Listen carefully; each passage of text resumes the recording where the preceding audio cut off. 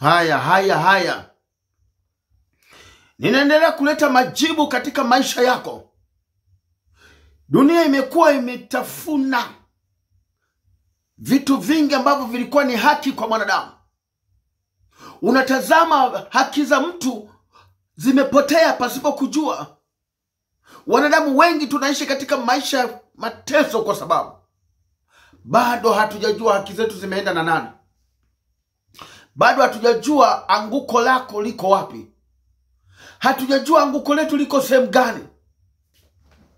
Tumekuwa tukiishi kwenye maisha ambayo tukijitafuta. Maanake tunatafuta njia. Nataka nikwambie leo, kwa kweli mwanadamu nisikilize. Ninakwambia ukweli na uhakika. Niko hapa kukufahamisha njia ya kweli.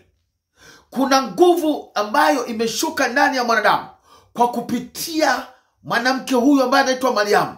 Yesu Kristo wa Nazareth alishuka kwenye hiyo njia kwa sababu ndiko kuna uharibifu wa mwanadamu. Mpaka siku hii ya leo ninavyozungumza, Yesu Kristo hakai kwenye kiti ulichokaa wewe. Hakai kwenye sofa lako hilo. Yesu Kristo hakai kwenye mkeka wako huo. Yesu Kristo anakaa ndani yetu. Yesu Kristo anakaa ndani ya maisha yetu. Anaingia kwenye maisha yetu.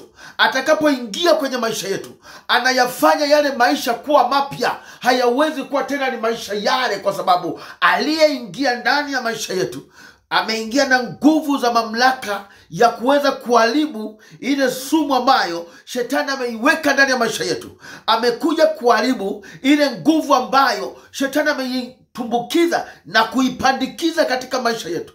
Katika akili zako iko sumu ambayo shetani amekufundisha. Iko akili yako, maneno, ziko lugha ambazo umepewa kutoka kwa shetani. Akakuletea hizo lugha, zinasababisha kukupotosha. Na ndicho nachoongea usiku wa leo, nikikwambia hivi, mwanamke aliyebeba mimba, ili ishara ya Mungu kupita kwa huyu mwanamke ili kumfikia mwanadamu ambaye ameharibikiwa akili zake, kumfikia mwanadamu ambaye moyo wake umekwenda kinyume na Mungu aliye hai. Ili mwanaume huyo abadilike, mwanadamu huyo abadilike, lazima nguvu za Mungu zitoke kwenye kiti cha enzi, zishuke tena ndani ya mwanadamu huyu. Jamani, Mungu akaamuru hiyo nguvu ishuke ndani yetu. Mpaka leo yule ambaye atamkubali Yesu Kristo kuwa Bwana na Mwokozi wa maisha yake, nguvu ya Yesu Kristo inaingia ndani mwake. Huu ni uhalisia na ukweli. Aliposhuka kwenye tumbo la mwanamke yule, hakubahatisha. Historia hii ni ya ukweli, ni habari za ukweli. Na ndivyo mpaka leo iko nguvu katika maisha yetu.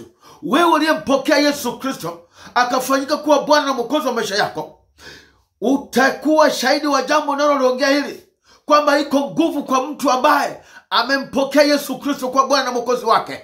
Maana kuna nguvu ya maajabu ndani yake. Huyo mtu, yale mapepo yaliyowekwa na shetani ndani ya maisha yake hayawezi kukaa ndani yake, maana Yesu Kristo ameingia ndani yake. Yesu Kristo aliyoko ndani yako, hakuna pepo litakalokaa ndani yako wewe. Yesu Kristo akishaingia ndani yako, hakuna majini yatakayokaa ndani mwako. Hakuna mizimu itakayokaa ndani mwako. Hakuna roho zitakazo kutesa wewe kwenye maisha yako. Hakuna magonjwa yatakayokaa ndani yako. Maana yeye ni zaidi ya magonjwa. Yeye ni zaidi ya udhaifu ulioko ndani mwako. Wote waliompokea Yesu Kristo aliwapa uwezo wa kufanyika watoto wake, kwa sababu watoto wake anawatunza na kuwalea na kuwaondolea kila aina maumivu walio nayo katika maisha yao. Ninaongea hili kwa mamlaka, maana ninajua iko nguvu ya mwana kondoo Yesu Kristo. Akishaingia ndani yako, haleluya, haleluya, hakuna kinachoweza kumzuia. Hakuna kinachoweza kupinga. Hakuna kinachoweza kusimama mbele yake. Na ndivyo ilivyo majini, mapepo. Hakuna atakayesimama kwa Yesu Kristo. Kwa jina la Yesu Kristo, kila kitu kinaondoka. Huo ni uhalisia, kwa sababu yuko ndani mwetu. Hayupo kwenye sofa, hayupo kwenye kiti hicho, hayupo kwenye madhabahu hiyo, yupo kwenye madhabahu ya ndani. Akiwepo kwenye madhabahu ya ndani, lazima kitakachotoka kitakuwa salama. Alipokuwa tumboni kwa Mariamu, alitoka akiwa salama. Haleluya! Mariamu alikuwa salama na hakuna aliyecheza mbele yake. Yesu alitoka akiwa salama, hakuna cha kumzuia. Na kuambia, huu ndio uhalisia nao kuambia leo.